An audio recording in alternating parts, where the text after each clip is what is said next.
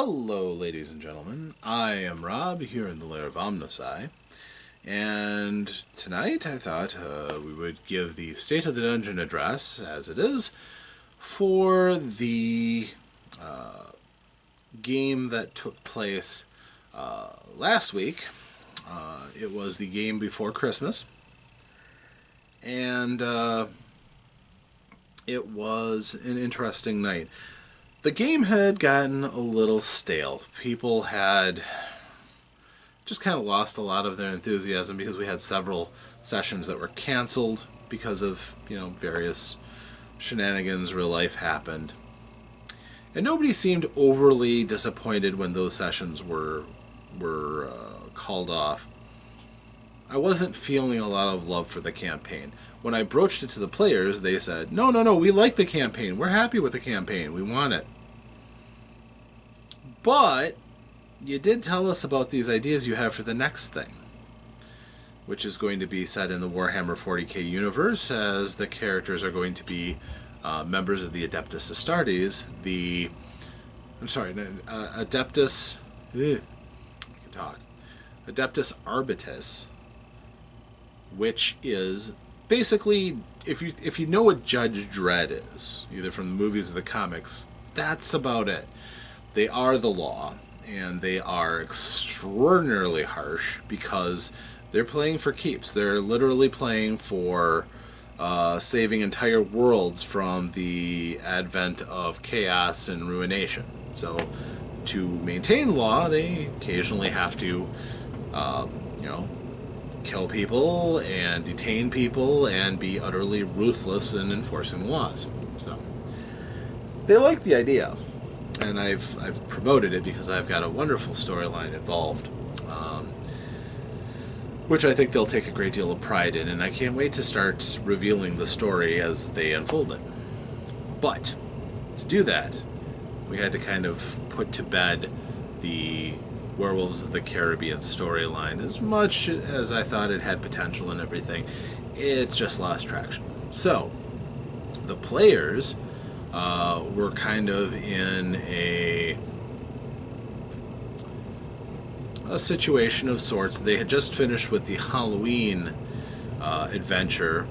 They had banished the taint that had plagued the McColl of the island, and which kind of released an evil which they didn't know. It tied into their nemesis for the storyline. The campaign that I had in mind was going to go for another year and a half. It was going to have them pick up the pieces and find out that, well, we'll get into that in a second. So they came out and they found out that from their patron spirit, Gloriana, source of inventor of glory for the Guru, that there was a powerful evil coming, and they had better get ready to fight it, to defend against it. So they were a little chilled when Gloriana just took the minds of the McColl, basically said, hey, I saved you, you should follow me, and they did, and she basically lobotomized them and turned them into her servants. The guys were like, that's not cool. And they're like, she sent the McColl to go and slaughter the merfolk children that were in the tidal basin around the island to further power her own abilities. But she knew she needed it, but she didn't really let that on to the players. They'd understand. And even if they did, I don't think they'd be really happy with it. Because from then on, anytime I referenced the water, I was like, yeah, there's merman placenta everywhere. The waters are pink and thick and scummy. And yeah, it was twisting the knife in there to let them know that Gloriana isn't the cool, awesome force they thought she was for quite a while. She is glory mad, just as many of the Guru end up becoming glory mad. So they're ready for this enemy. They don't know what the enemy is. They just know it's coming, and this is where it's going to be fought. It's right here on the island, basically Swamp Island. They later find out that the enemy Oh, and their preparations were loading up the cannons on the ship, moving the ship closer to the beach, such as it was, and then making some cover. There really wasn't a lot to prepare. I mean, they didn't know the circumstances. They didn't even know what they were fighting. So the attack comes.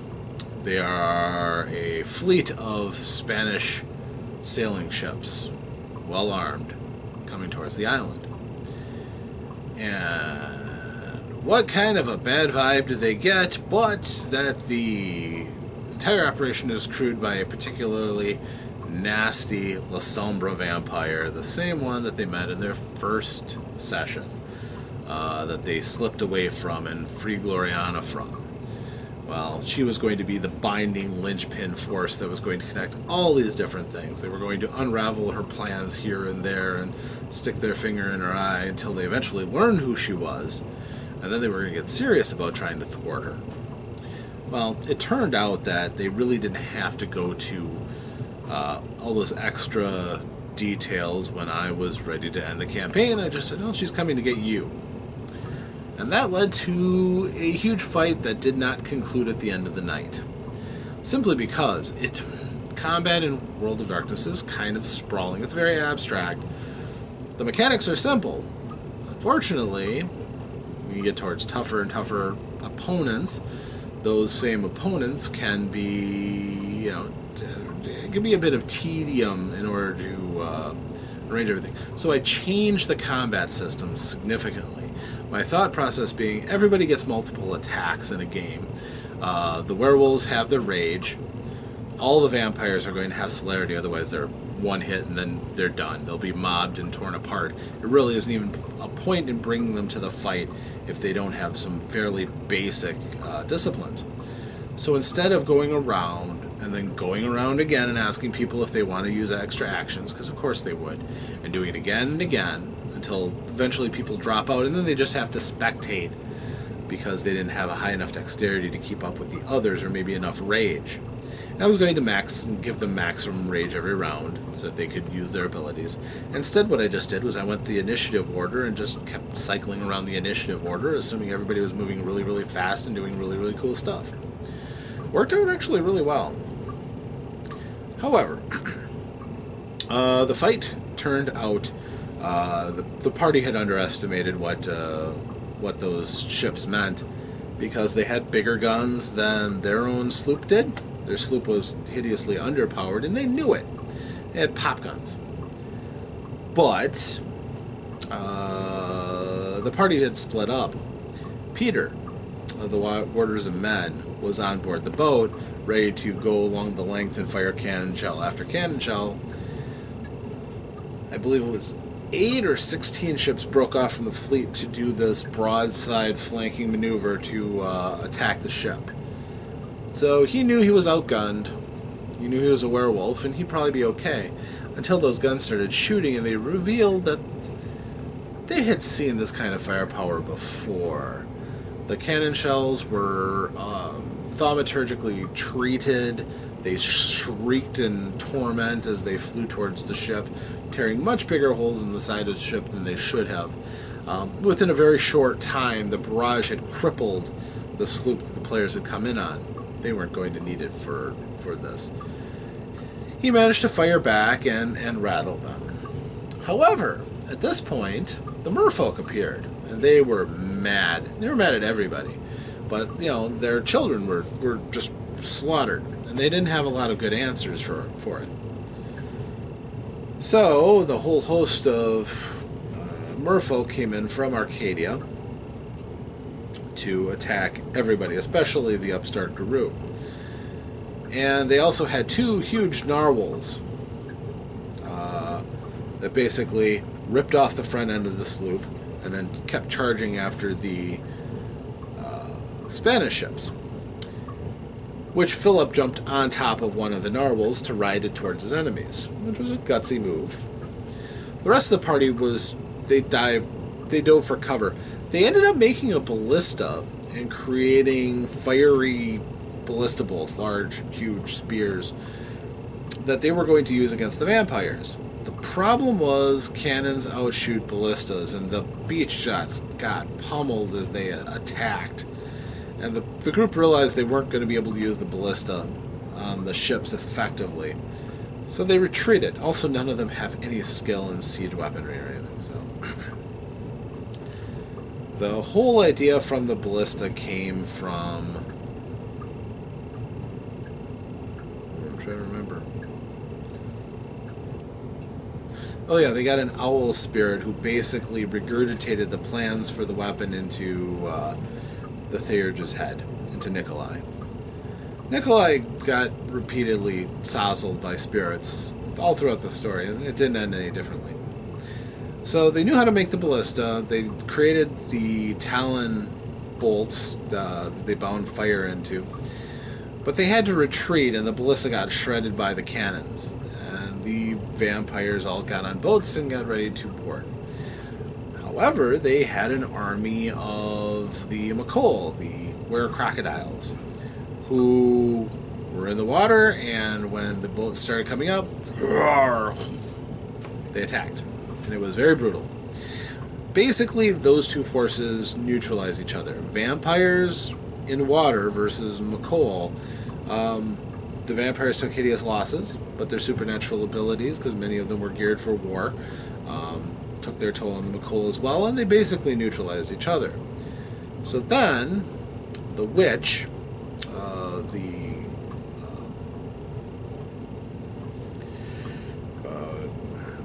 La Sombra, basically created a huge mass of tentacles and started assailing the beach.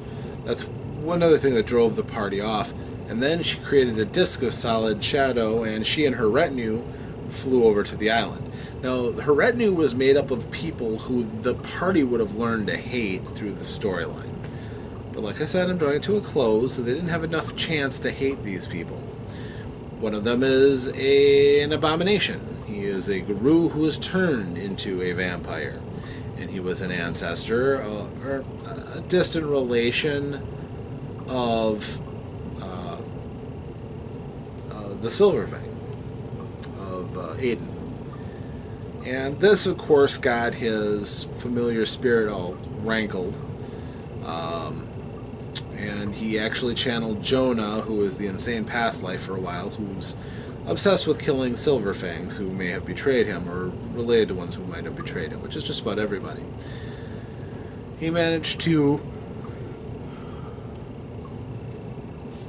fight that back, to choke it back. So the group tried throwing the spears, the ballista bolts. However, that didn't work so well. They forgot to activate the spears before they threw them. It wasn't particularly effective. And the opponents were fairly tough. One of her retinue, of course, was that abomination. Another one was a Saracen vampire who had good dueling skills and a very wicked sword, cleaver, butchery tool. And then they also had a Malkavian, mad to the core, but really good at bringing other people to madness. His dementation skills were impressive. So when the group moved up to attack, he was able to lock down Grace for a while. Grace had blown away the Saracen with her shotgun full of silver toys. Then she went up to try to deal with the witch directly. A little out of character for her, but the others were having some really hard time, so she was willing to sacrifice herself as a distraction. Of course, Aiden didn't want to have anything to do with that. He tried scaling up the tentacles, leading up to the platform that the witch was on. Nikolai tried too, but unfortunately all he did was drag Aiden down, clinging to him like a little monkey.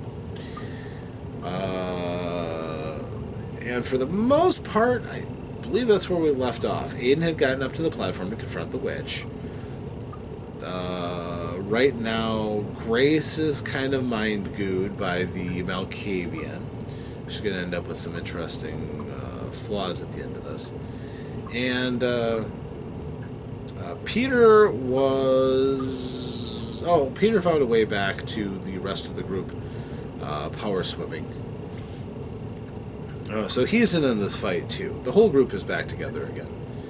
And they have the final conflict with the witch, who is very, very, very low generation La Sombra with some neat tricks. She has lots of the combat disciplines, so she should be a good fight. She has a few extra trinkets and abilities that the party will probably have to deal with, either by lucking out and blowing past her defenses, or figuring out where her weaknesses lie. So, that's how that went. We'll finish it off next week, and that we play, and we will also be most likely rolling up some new characters. So, that is the state of the dungeon as it resolved. I am Rob once more, here in the lair of OmnusI. I apologize for the generality of this rather than specifics. Unfortunately, you kind of have to be there for a lot of the inside conversation, and that was, for the most part, the play-by-play and blow-by-blow of what happened. If you enjoyed this, please stay tuned. We will have more, both for the Dungeons & Dragons game, and also you will be present at the development and growth of my Warhammer 40k universe, taking place on a planet far, far, far, far, far from Earth, where the parties will be banished to, well, not banished, assigned to take care of a little problem they have. So, hope you look forward to that. I'm looking forward to doing it and writing the story for both my friends and for you. And I hope that you don't get tired of coming here to the lair of OmnusI. I will see you next time. Until that time, safe adventures and farewell.